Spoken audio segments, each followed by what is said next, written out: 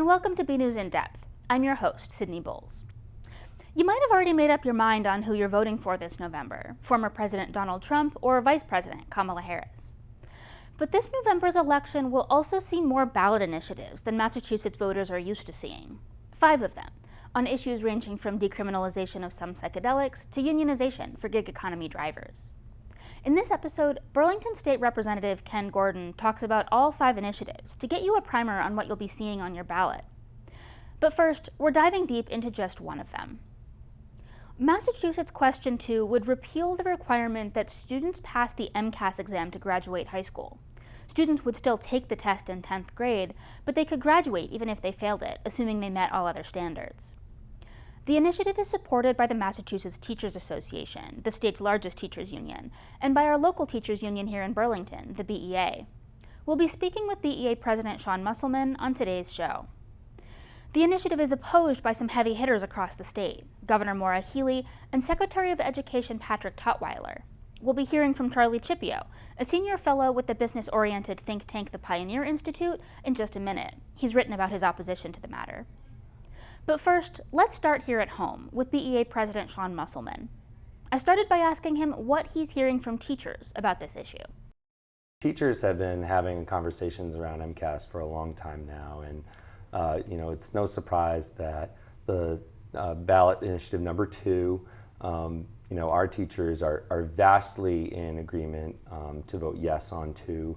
That ballot initiative, of course, is removing the requirement that our students pass the high school ELA math science tests and replace it instead with a more like credential sort of system that sort of acknowledges their coursework and also their achievement.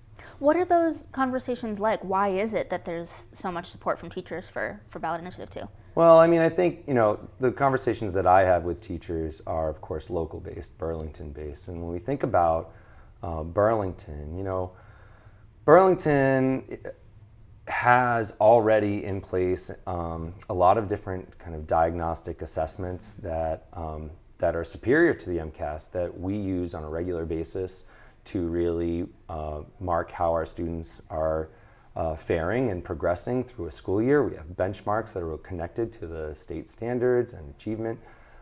So we're using those tools already in a much more rapid pace. The data comes to us quickly, and we can adjust on the fly in the school year. Whereas, as you know, MCAS data is regularly reported at the end of a school year after those students have already moved to other students. So, when it comes to those arguments around accountability and sort of making sure we're applying, sticking to standards, those arguments really kind of fall flat with our Burlington teachers because we already know that we are addressing those with our own assessments and really doing the good work of, changing or flexing our work, our curriculum, our instruction to reflect the needs that our students have in a more timely manner.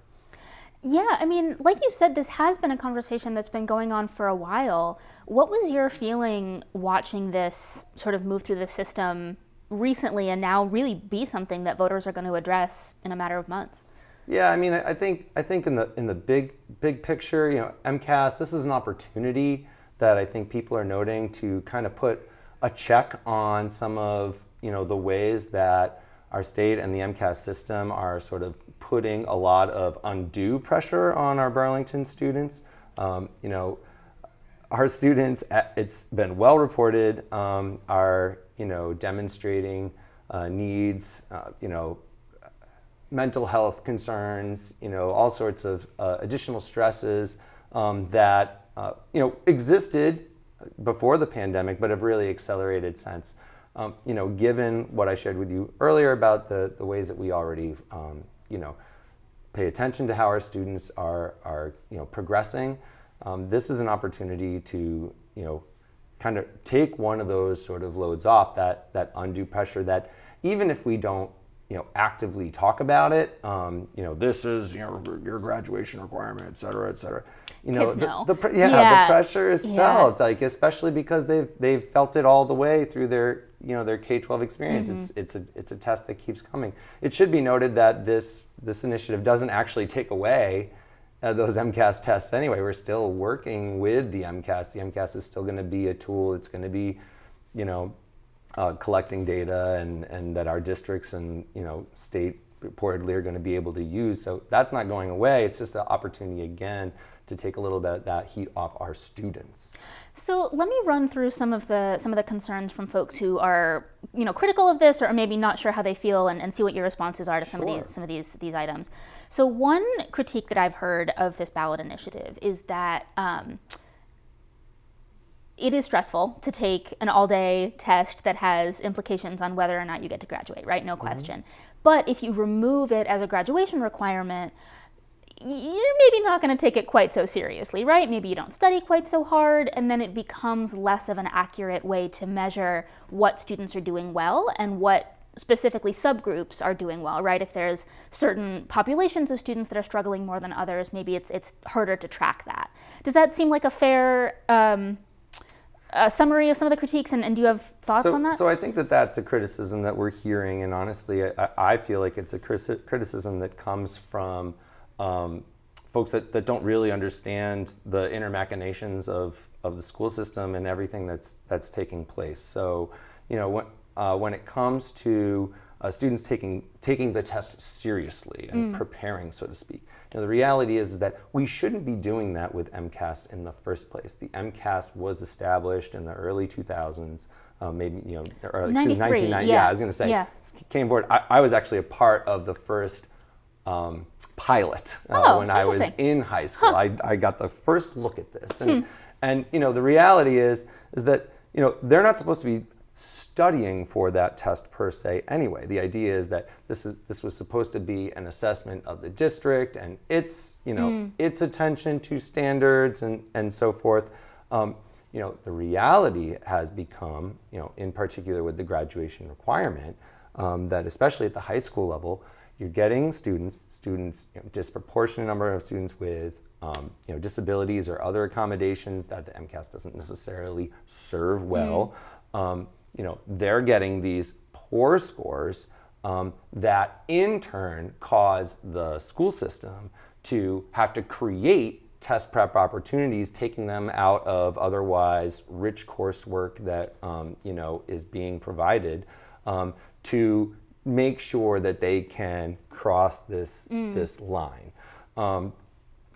That is the antithesis of what this was supposed to be. This test was supposed to be about measuring districts, not about really measuring students at their core. So I think it's actually creating, and teachers recognize this is creating an undue sort of stress on this. It should also be noted that when we talk about this test, that the vast majority of students, this test takes 90 minutes, 2 hours here and there across their grade levels over time.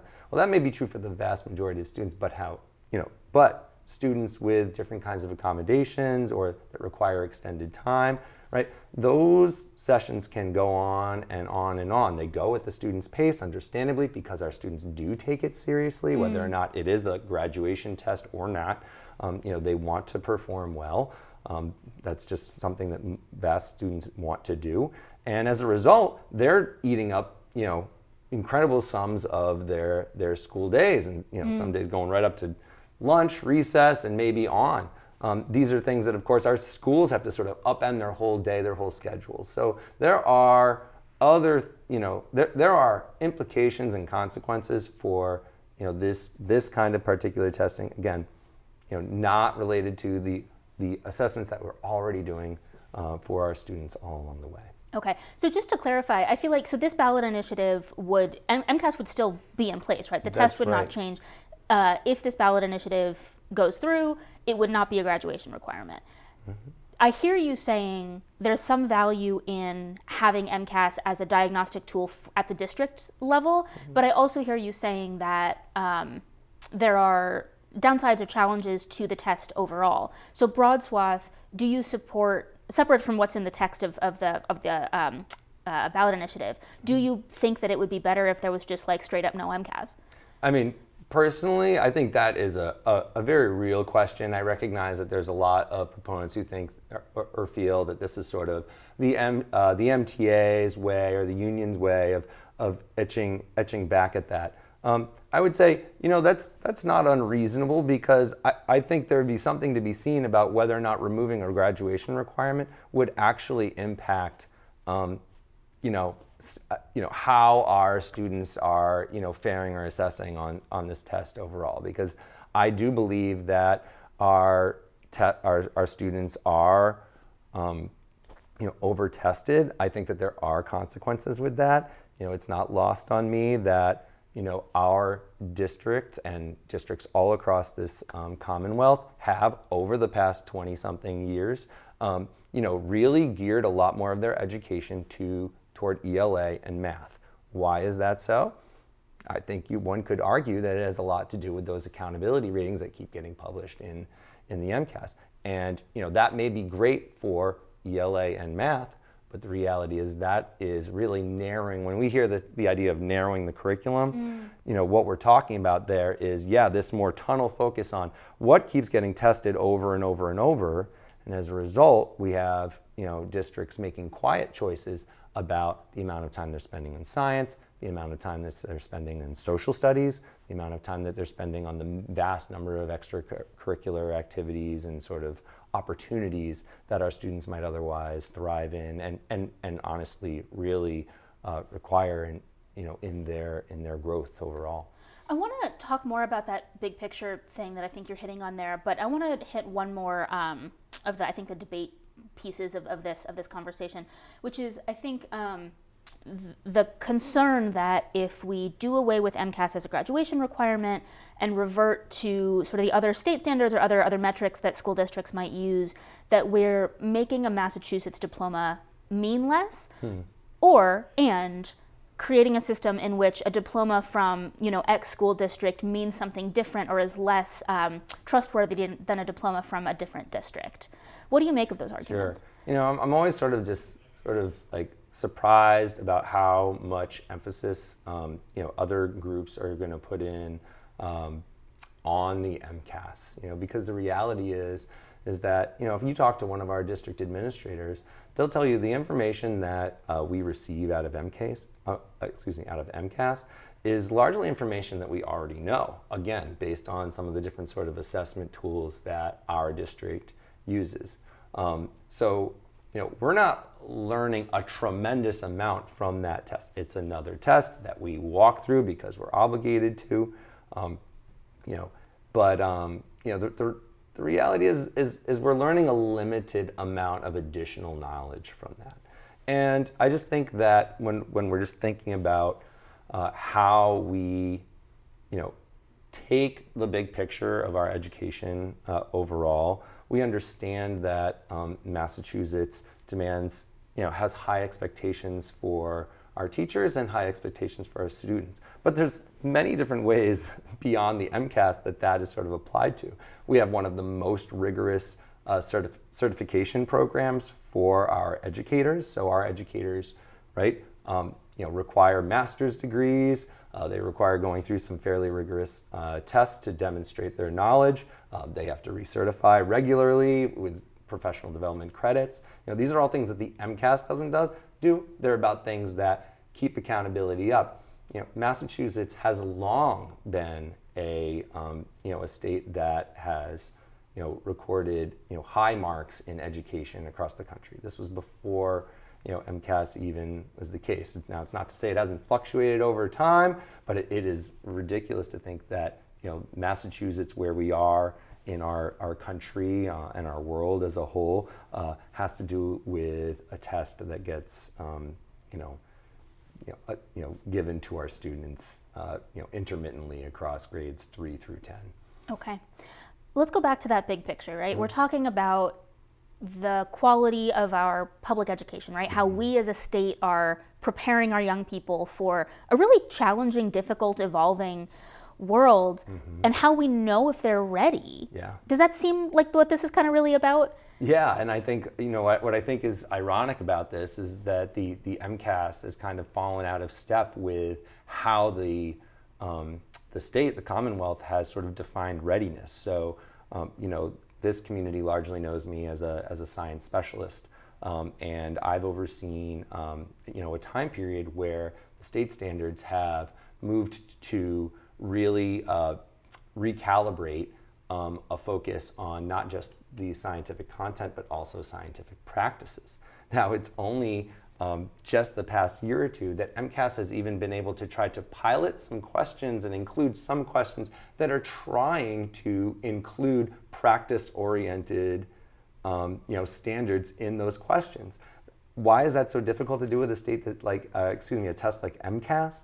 Well, it's because skill-based work and the skills that our teachers are trying to instill in our students each and every day are often not done independently. When we're talking about research, collaboration, arguing with evidence and counterclaims and explaining your positions, all this stuff is done often together, communally, and to try to then bring that down. Look, our classroom, right? We're moving groups around. We're working collaboratively. 178 days out of the year. 2 days. Hold on. I'm going to put you all in rows and columns and have you sit down and take a test that tries to artificially model some of those situations. Right? Educators see through that. Students see through that. Administrators see through that. They know that the test doesn't match what our state is actually asking of us as educators and us as a district to provide our students. And so naturally, we're pushing back on that. That was BEA President Sean Musselman on why he and the Burlington Teachers Union supports Question 2, which would remove MCAS as a graduation requirement in Massachusetts. Now we turn to the other side of the issue, where Charlie Chieppo has spoken out against the effort. Chieppo is a senior fellow at the Business-Minded Pioneer Institute, and he has said that the MCAS should be a requirement to graduate. He argued in an op-ed in the Commonwealth Beacon that the MCAS is a part of what keeps Massachusetts exceptional, and I started by asking him why. It's this idea of a one statewide standard that everybody has to live up to, and it's not just that it's a standard, it's a trusted standard. It's a standard that's worked for over 20 years now, and while it's been in place, it has dramatically improved the quality of public education in Massachusetts. And importantly, and what I think doesn't get mentioned enough is that it has been a real tool for equality. I mean, it has improved performance for everybody. How is that? In what way what's that mechanism? Well, the mechanism is basically this. It's a combination of, what is generally thought to be a high standard. I mean, it's not MIT. I mean, obviously, it's a public school standard, but as high school standards go, it's a high standard combined with lots of opportunities to reach the standard, combined with, and this is a really important piece of it, combined with the fact that that what the test also does is provide really important data that allows educators to go in and know what the problem is, know what they have to work on, know which groups in particular are having a hard time, and gives them the tools to address it. Right. You cited in your piece, I believe, there was a between 2008 and 2018, a 23-point gap between statewide average MCAS scores for low-income students narrowed to 18 points. So you can see there was this change in that time. And the other thing that's important about that is that not only that, but also, dropout rates are down. So, we've done this thing where we've managed to, raise the standard from before education reform in 1993, to raise the standard and reduce dropout rates significantly. I think this is something that's worked. I mean, so to complicate that a little bit. It is never simple. I want to talk about, there may not be simple answers to this, right? That might be the answer to this question. But this test was implemented as part of this 1993 education reform piece that had a lot of other components. Sure. So what's to say that, okay, we remove the the piece of the MCAS that requires kids to put a lot of effort in, right? What's to say that those other pieces won't continue to exist and continue to have that impact? Well, look, I'm going to give you my own personal opinion on that. Sure. That's what we brought you here for, yeah. Which is that, look, the unfortunate reality is that a lot of those pieces are gone. You know, a lot of education reform has kind of been systematically dismantled, particularly over the last 15 years. And so, to me, that only makes this more important that here is, I think, what was always the most important piece, but really of the big pieces, it's the only one that's left. Okay. You know, the standards are weaker, a lot of things have happened that, in my view, have not been positive. And so I really think that we can't lose this one. So what's your thought then on why this needs to be a requirement to graduate, right? I mean, we still have state standards. We still have teachers who want their kids to be thriving and want to hit those benchmarks. So why can't we say, like, teachers, you know what's best, let's let you decide. Let's decide. There's a couple reasons for that. The first reason is because I'm old. And I remember that what we would be doing is going back to what we had before 1993. And this is the only statewide graduation standard that we have. And what we had before 1993, when it was this way, was that there were over 300 different standards. And I think that we would be kidding ourselves if we didn't think that those standards would be higher in Dover than they are in Chelsea. What is great about MCAS is that MCAS is objective, and it is regardless of zip code, it seeks to bring everybody up to the same level. The other thing I think that is absolutely critical about this is an economic argument, and the economic argument is simply to say that for a long time now we have had this standard that allows, for those who are not going to go to college, allows employers to say, okay, I know this person has this level of skills and they can do these things. I think that disappears when you've got over 300 graduation requirements. And I think you also have to keep in mind, Massachusetts has the most educated workforce in America. And so if that goes away, we've already got, I think there's only 3 states that are losing people faster than we are, and that's, it's expensive to live, it's expensive to find a house, the taxes are high. We can't lose that edge when it comes to our workforce. And so I think this is very critical on an economic level as well. Okay. I want to turn to the MTA's perspective on this. This is the teachers union in the state. They've sort of unanimously supported this. I pulled out this quote from somebody named Kathy Greeley of Cambridge, speaking sort of from the teacher's perspective. This is kind of an arbitrary perspective. This was from the Boston Globe. It's one person's opinion, but I think it sort of speaks to this. It's official if it's in the Globe, right? This is someone speaking from sort of the classroom perspective. So I want to quote Kathy Greeley if you give me just a moment. Sure. She says, "Why do the vast majority of teachers, people on the front lines of education, not politicians or pundits, support this?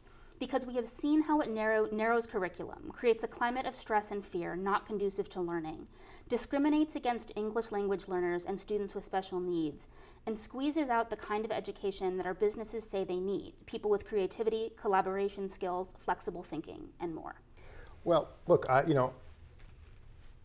Kathy is on the front lines every day, and I'm not I'm not going to make believe that I am. But I think facts are facts, and in terms of, she talks about English learners and special education students. Both my kids have special needs, so I experienced this firsthand. If you look at what has happened since MCAS has been introduced, the percentage of students who finish a college degree within 4 years of graduation has gone up significantly. That number has gone up significantly among both English learners and special education students, and in terms of employers, and providing what employers want. Look, I think it's pretty telling that, my side is going to be able to raise a fraction of what the Mass Teachers Association is going to be able to put into this. But the reality is that it's going to largely be raised by those employers. So I mean, I think the employers have spoken on this, and where they are coming out on it is pretty clear. I want to talk about this English language learner perspective. Yeah. Here in Burlington, this is a rapidly growing portion of our student population. Yeah. The district has taken a ton of steps recently to provide alternative programming and other ways for those students to plug into curriculum and extracurricular stuff. It's a really big part of what we're doing here, is trying to support those students who often have significant learning needs, maybe gaps in their education, and language barriers, and often struggle with the MCAS. Yeah. Do you see a value in offering the test in more languages? Right now, the 10th grade math test is in Spanish. Biology and introductory physics are available in sign language in Spanish. There's sort of efforts to expand this. What's your perspective on language and MCAS? Yeah, my perspective on that, I have kind of a personal perspective on that. My mom came to this country from Italy and couldn't speak a word of English, and it was back in a time when the approach was, well, she'll sit in the class until she figures it out, and she graduated from high school when she was 20 years, because of that. So we need to do better than that. And yeah, I mean, I do think that, particularly given, this migrant crisis that has changed so much, that clearly, we're going to have to change with it, and we may have to offer more languages, and we may have to go with that. I think schools in general, among with so many other parts of society, are going to be, affected by this influx of migrants for a very long time, just as we're just getting over from the pandemic, which we were affected, if we're going to be affected by it from a very long time. So yeah, look, I'm not saying that there aren't changes that we may have to make as a result of some, very unusual circumstances. But I think the fundamental issue of the value of MCAS is that's the important thing. And yes, we can make adjustments and we can change to, based on a lot of, big stuff that has happened that is affecting the way we educate our students. Okay. Final couple of questions here, Charlie. You are at the Pioneer Institute, I think conservative think tank. Does that seem a fair way to describe it? Yeah, I would say, I like to say a market-oriented think tank, because, when I say, I'm only there 1 or 2 days a week as a fellow, but, back when I was working there full-time, I always avoided saying conservative think tank, because you'd pick up the phone and there'd be people screaming at you about abortion. We don't do any of that kind of stuff. But anyway, yes. Market-oriented. Yeah, okay. Yeah. So why is this something that you've chosen to speak on, to write about? What's because to go back, the guy who started Pioneer, 35 years ago, his obsession was education, and when he set the organization up, the idea was that it was an organization that would spend 50% of its resources on public education. And so public education, certainly not the only thing we do a lot of other things, but it has always been the single biggest thing that we do. Okay. I think one of the things that interests me about the conversation on this ballot initiative is that I think it really gets at a conversation about what education is for. Yeah. I think, Yeah, very important. It's about the question of how are we preparing our kids, Yep. kids broadly as a state, Yep. right, for a world that is really complicated. Well, Sydney, I'm so glad you mentioned that, because this is an odd thing to say, but I think where you're going with that may be the one thing that the Mass Teachers Association and Pioneer agrees on. We see so many people, and so particularly over the last 25 years or so, this idea has risen about education. Public education is workforce development, okay? And I think that, again, I don't want to speak for the MTA, but I think we and they actually agree on the fact that, well, there's some of that, but that's not really the main reason. I mean, the idea of public education was to create citizens who are able to actively participate in American democracy. That's the idea. And what I think that doesn't get said a lot, or doesn't get talked about a lot, but has clearly been proven, is that approach, as pie in the sky as it might sound, the whole American democracy, that when we take that approach and we focus on the liberal arts, that produces students who are better employees, who are more likely to go on to higher education, who are more likely to not be incarcerated, who, you know, however you want to measure it.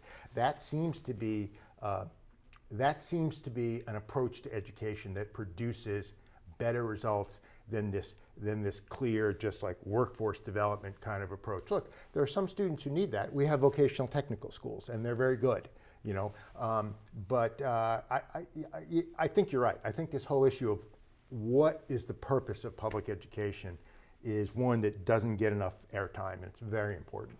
And your argument is that keeping MCAS as a graduation requirement helps us do that? Yeah, you know, so at Pioneer, we had another fellow until he died a couple of years ago, Tom Birmingham, and he was a former state Senate president, and he was one of the architects of education reform.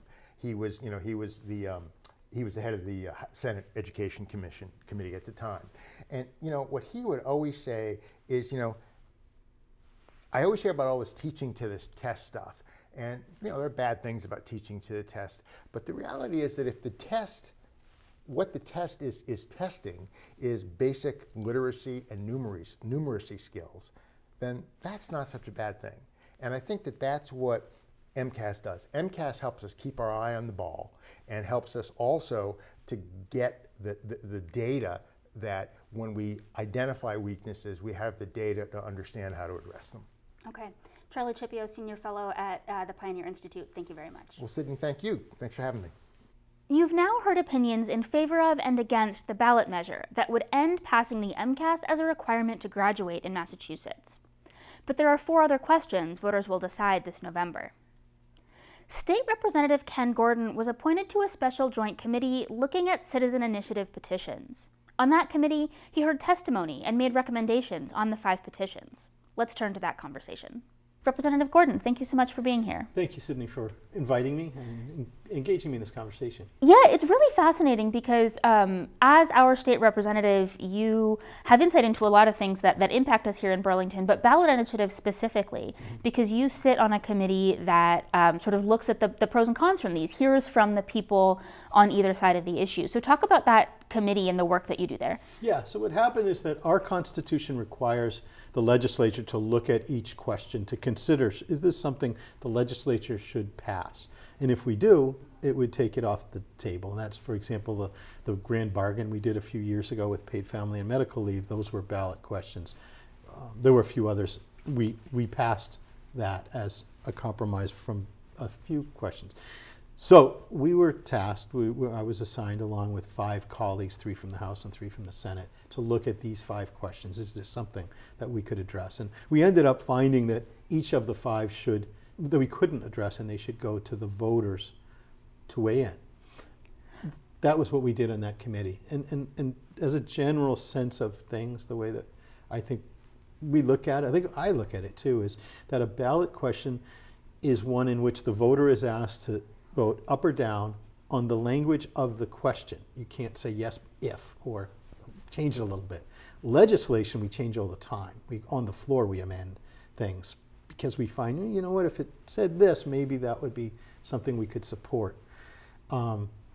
This is a yes or no answer, and so that's sometimes with the ballot question what causes us to step away and say, you know, this isn't something we could do as it is. So for instance, what I hear you saying is you may agree on the committee, yes, this is a problem, but this specific language might not be the right solution, kind of a thing? Yes. Okay.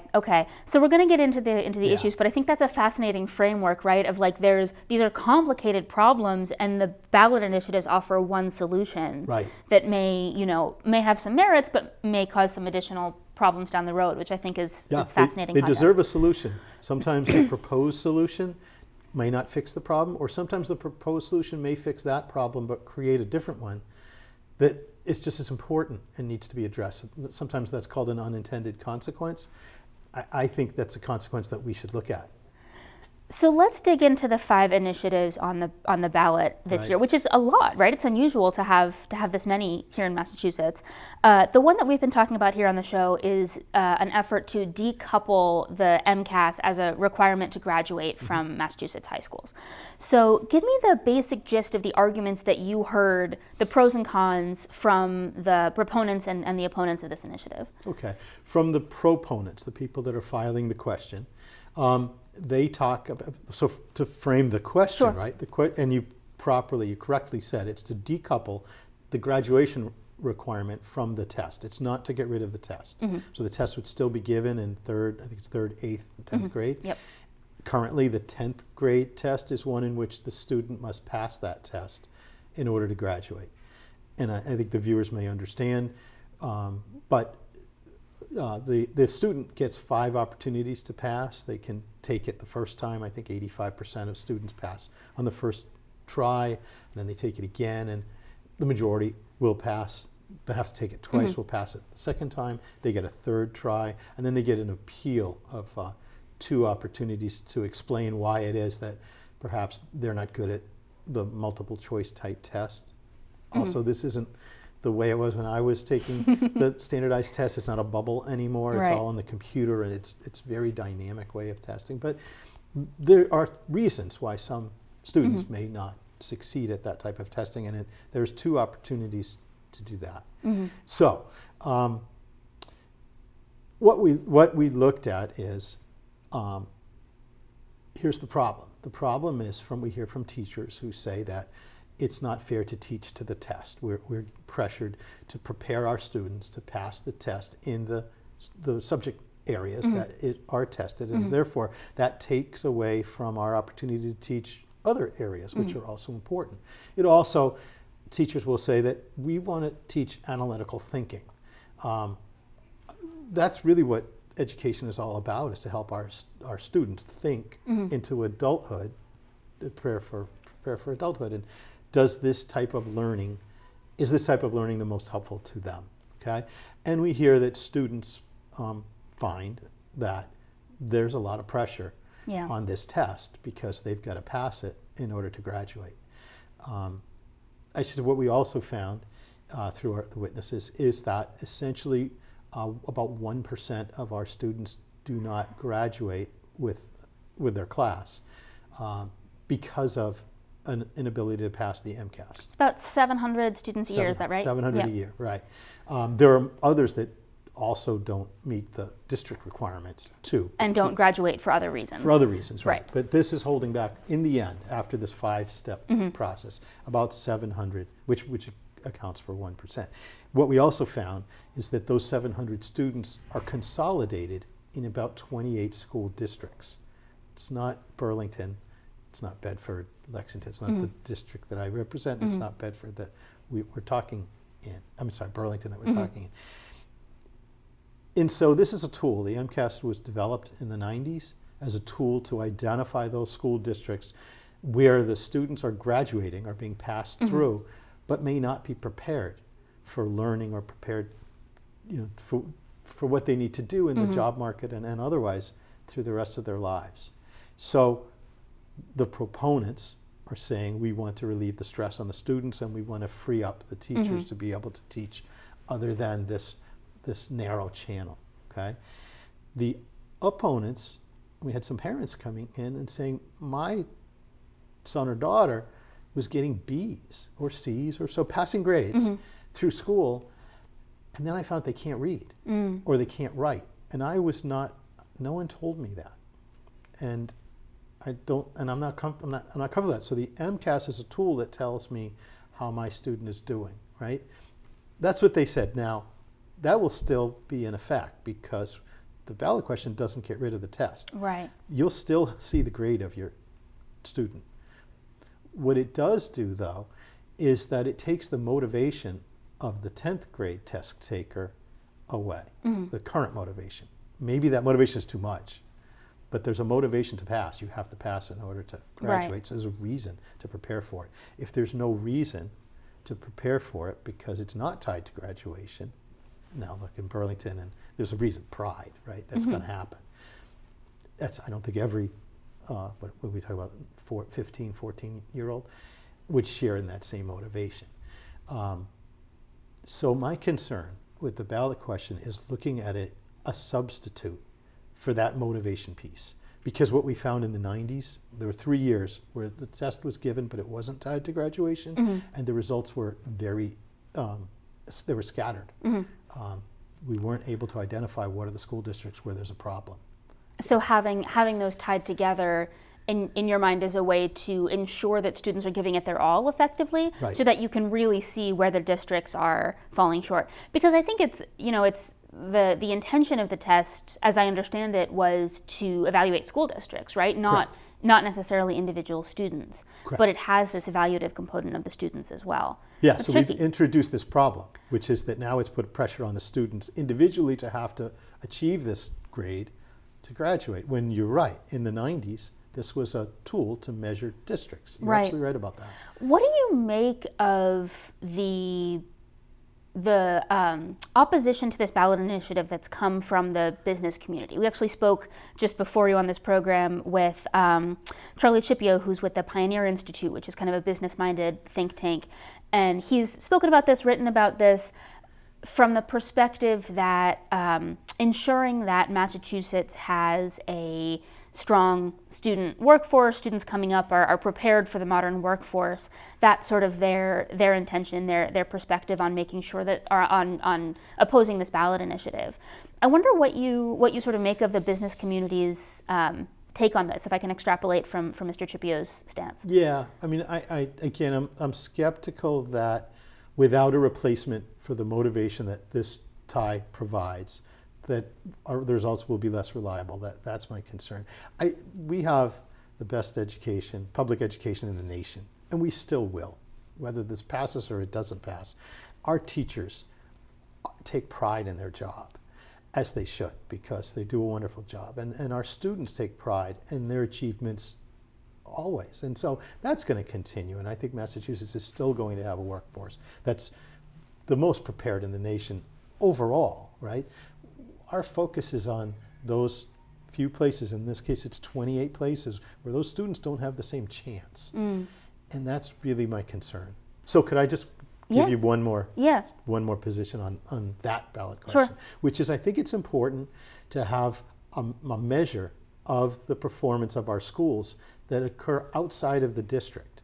So the only other idea I've heard to replace the graduation tie would tie it to curriculum, saying that, well, students would be required to take certain classes to graduate, which, look, of course they already are in Burlington. But these requirements would be consistent with all of our schools. Okay, that's a good idea, but it's still going to be the standard of the district as to whether they pass those classes. And it's still the standard of the district as to what science is. Is it going to be a basic science class, or is it going to be a science class that allows students to really explore and think through problems with math? Is it going to be the level of math that will prepare them to make to make these decisions as they advance? So that's my concern. Is I think we do need an outside measure to see about where these schools are going. I think it's a problem we need to address. I'm just not that comfortable that without a replacement for the graduation requirement, that we're not actually solving the problem, or that we're actually creating a different one. Okay. Okay. Sorry. No, thank you for that. I feel like as I was mentioning, it is my point of privilege as the host to take these a little bit out of order, Sure. the way that voters will see them on the ballot. The MCAS repeal question is going to be ballot initiative number 2. So keep that in mind. Right. We're going to go back to number 1, and then we're Okay. going to do 3, 4, 5 in order. So Okay. just a little funky there. But question 1 that voters are going to look at is actually something that impacts you directly in a different way. Right. Our state auditor, Diana DeZoglio's, one of her campaign promises, her main goals when she was elected not too long ago, was to audit the legislature, which is currently audited in a different sort of more internal way. Right. So this ballot initiative, a yes vote would support, I'm going to read here just so I get the language right. Thank you. Explicitly allowing the state auditor to audit the accounts, programs, activities, and functions of all departments, offices, commissions, institutions, and activities of the state legislature and any authorities or districts created by the state legislature. So Diana DiZoglio is saying, hey, we should be able to dig more deeply into what you all are up to, keep you all accountable. And there's some tension here. This would be your office that would be audited in a way that it's not right now. So maybe as someone who's inside of the legislature, what's your perspective on what that would mean for you personally? Right. So, and again, this comes under that same category of the problem is that, look, the legislature could do with more transparency. We talk about it among ourselves. What could we do? And we could have that discussion too. The problem is this the solution to address this? And the problem that it creates is that under our Constitution, we have a separation of powers. We have the executive branch and we have the legislative branch. And we have the judicial branch, right? And they can't interfere with each other. They're co-equal. This would create a situation where a member of the executive branch would be able to audit in the way that you just read, in that very broad sense, the legislative function. And even, well, let me back up a little bit from that. The legislature is already audited financially by an outside financial firm who reports to the state controller. So you can see, anybody from the public can see the dollars that are spent by the legislature. The public certainly understands the dollars that are authorized for others to spend. That's the state budget. But what the legislature itself spends on salaries and things like that, that's also available under the public checkbook, and that's also audited every year. So what this ballot question is doing is it's looking at processes and procedures used by the legislature. Even the proponents' witnesses who came to our hearing agreed that if it's a core legislative function, it's not subject to an audit because the Constitution wouldn't allow for that because of the separation of power. And the proponents' witnesses agreed that there's a very narrow channel of functions that are not core legislative functions because we are the legislature. So the problem here is that when you think about it, really, you're giving power to one office, the Office of State Auditor, not necessarily just one auditor who's there now, but to whoever runs for that office 4 years from now and 8 years from now, since this auditor began, that is very powerful because the power to audit is a power that can control. You can request documents and other things over and over and over again, and that's why there have been, for example, the trial courts began to participate in an audit, and then they stopped because they said, no, this is interfering with our function now. So I know it's a popular question. I understand why, because people are focused on the problem. We have a responsibility to address certain issues with transparency. And it's funny that you mentioned, because so my office could be audited, I suppose. One of the issues that arises and has arisen for years is that people have asked that committee votes be posted online. So since I've been a chair in my committee, our votes are available. I don't have access to our website, but it says on our rules, anyone who wants our votes can ask for our votes, and we'll give it to you within 24 hours. We haven't had that many requests, but we've complied within 24 hours because I think that's fair. I can't really speak for other chairs and how they run their committee. Maybe they're dealing with different issues, but as far as I'm concerned, I think that's fair. Right. So there isn't all that much to audit from the point of view of my public service committee. Right. I mean, I think I sort of, we're speaking a few days after the end of the formal legislative session, and there was some reporting in the Globe that I think spoke to this sense of frustration, even amongst your fellow legislatures, about all of the things that didn't get done in the final sort of 23-hour marathon session as it was framed in the Globe. And I wonder, I hear you saying, gosh, we could do with some oversight.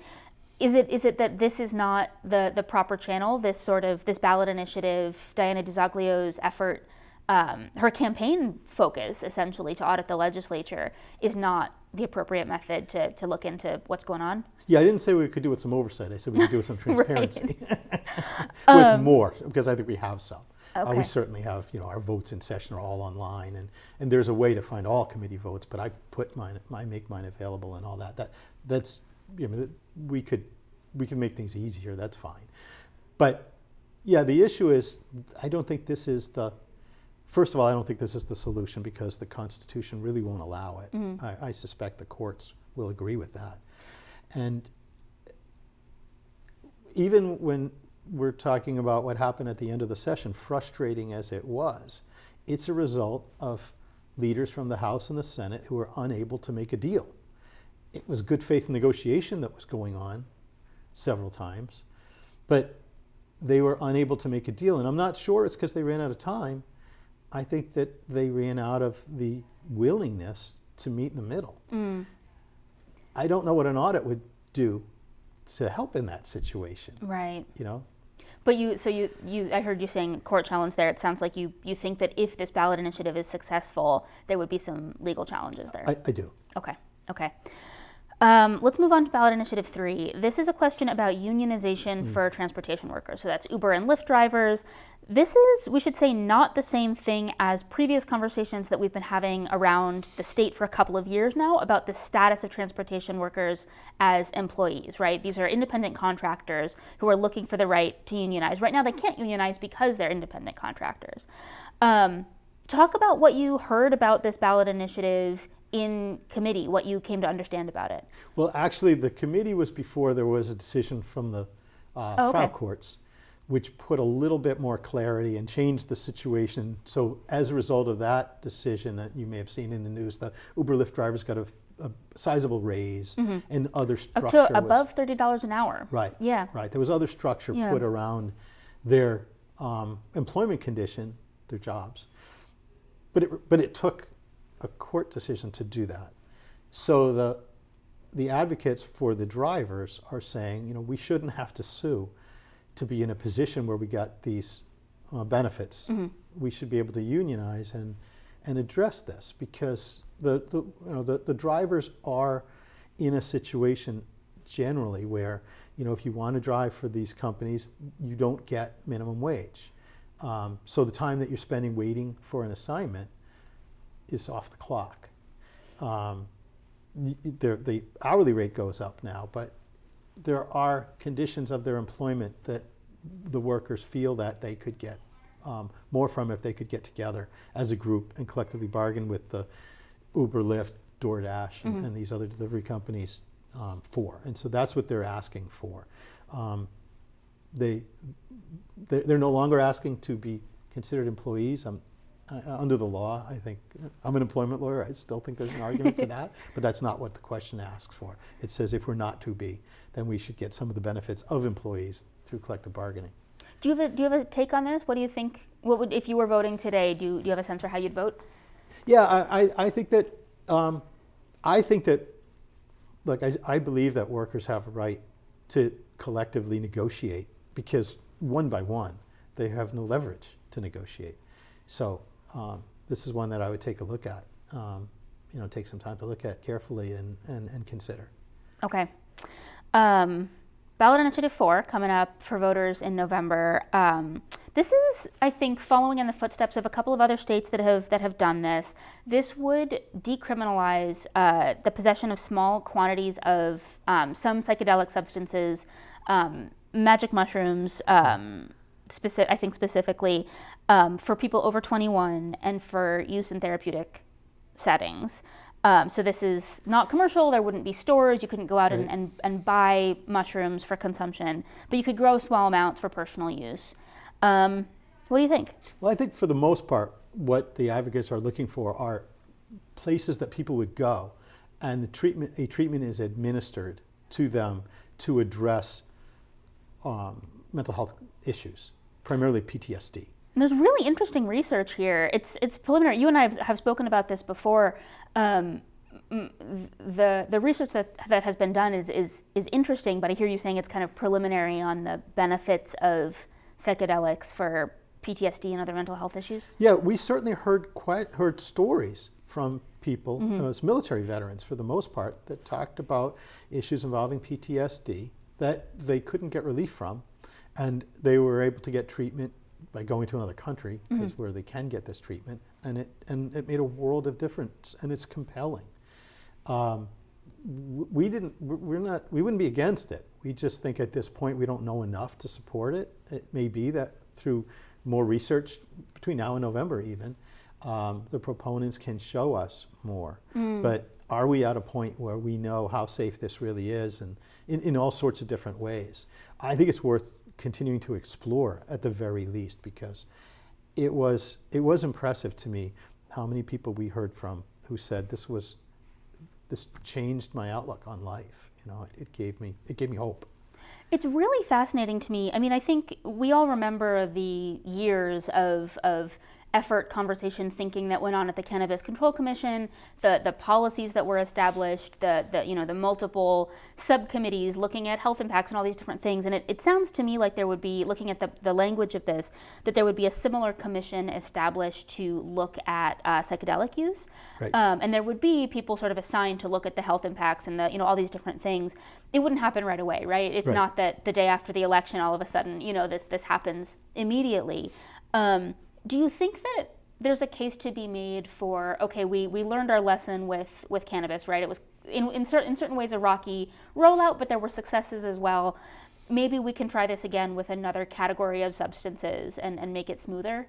Well, remember we had medical marijuana, and then we had the commercially available marijuana. And I think we could look at this, and I'm not sure the ballot question is narrowly focused, but comparing that to the medical marijuana, which there wasn't as much of a complication with, because that's the testimony we heard. It was basically the medical use of this treatment in a controlled way.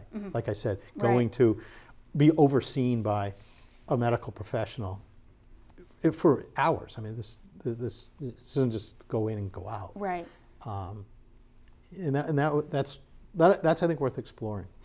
Yeah, I think I'm really interested to see how this goes. I think it would put Massachusetts really on the forefront of states that are looking at this, but it would also be going where not a lot of states have gone before, which has its own risks as well. So it's definitely an interesting one. Yeah, I think it's a conversation we should continue. I'm not sure about the ballot question, but it's a good conversation that, again, is why I said a lot of these, the problem exists.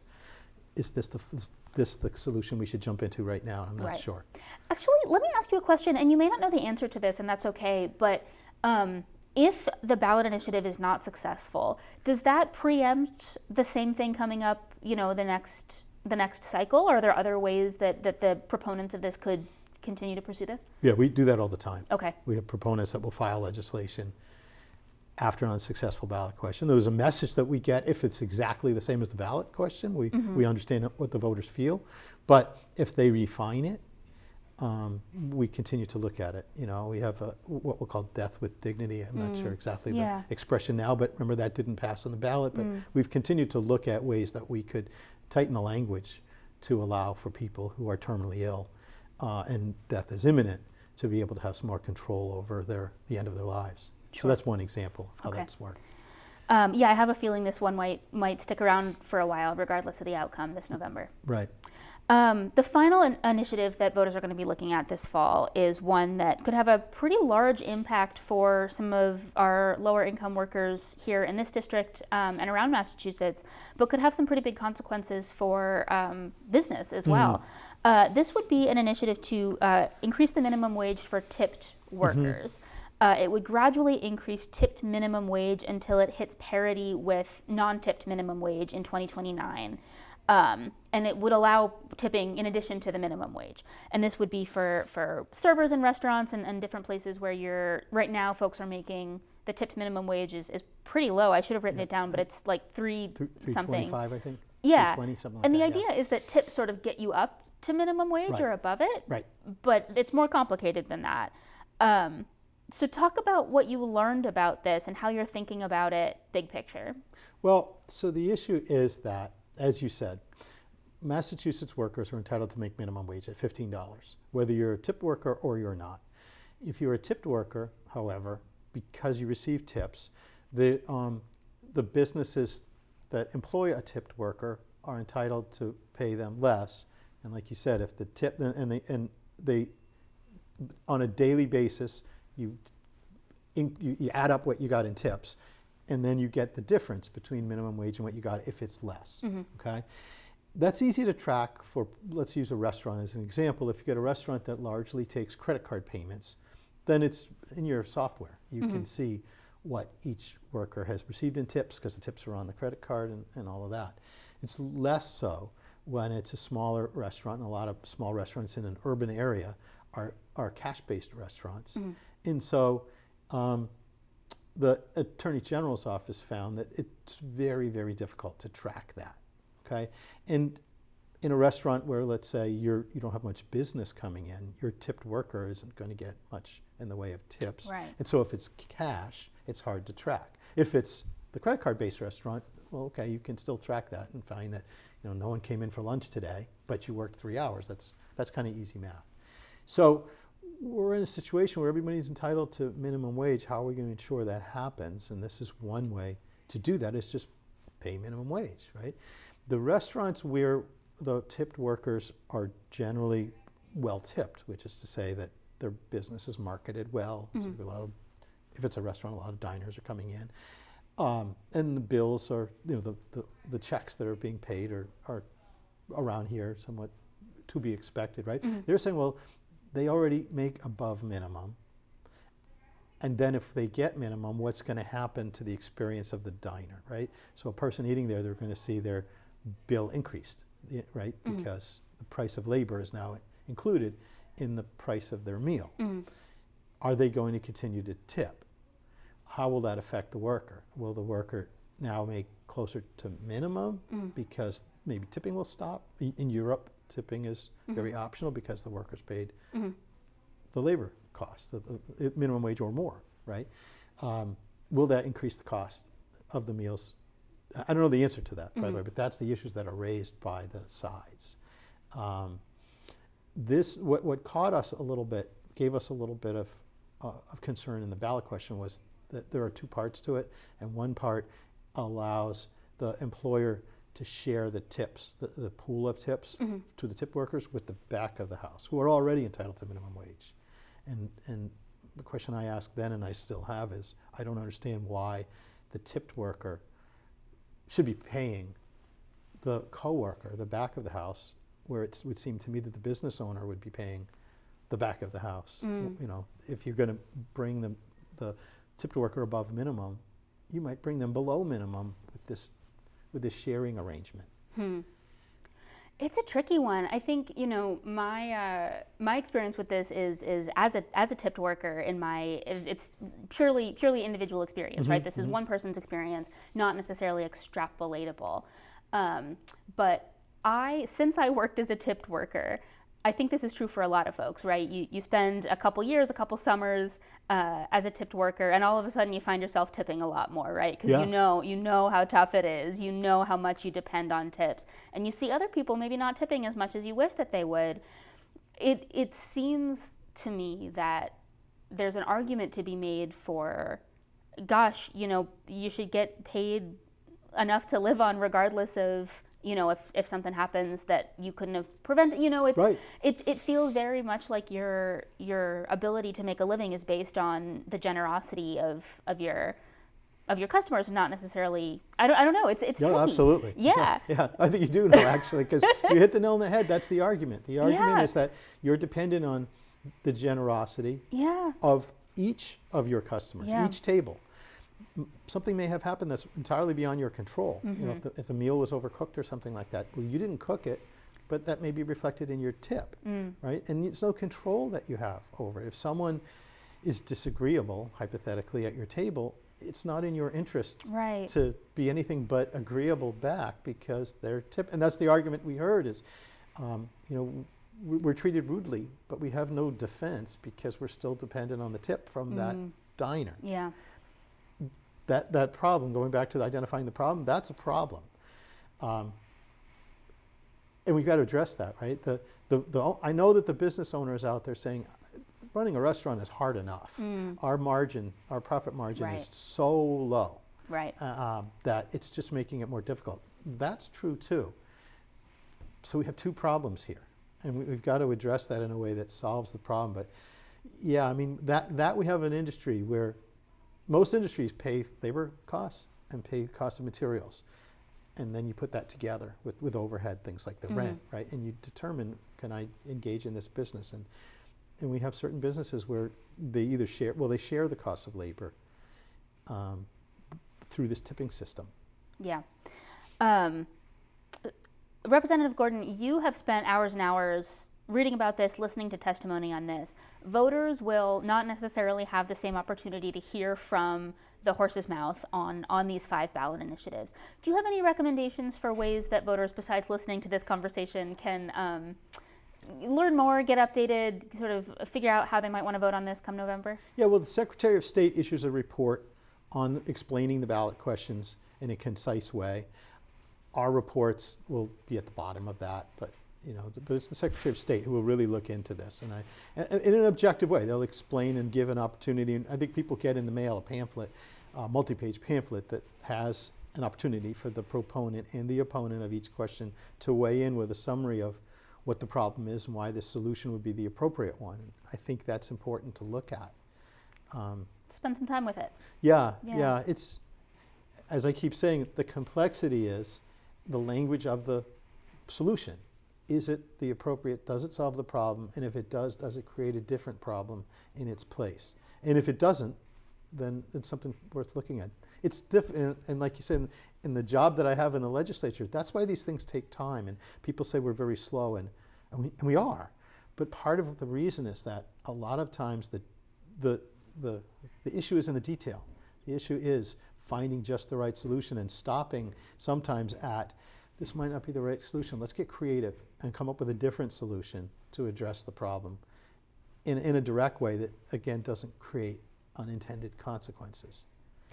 State Representative Ken Gordon, thank you very, very much for taking a couple minutes. I really appreciate it. Thank you, Sydney. Thank you for including me in the conversation. I appreciate it. That was State Representative Ken Gordon. As Gordon said, there are plenty of ways to read up on these 5 petitions ahead of Election Day on November 5th, and I encourage you to dig deeper. I'm Sydney Bowles, and this has been BNews In Depth. Thanks for watching.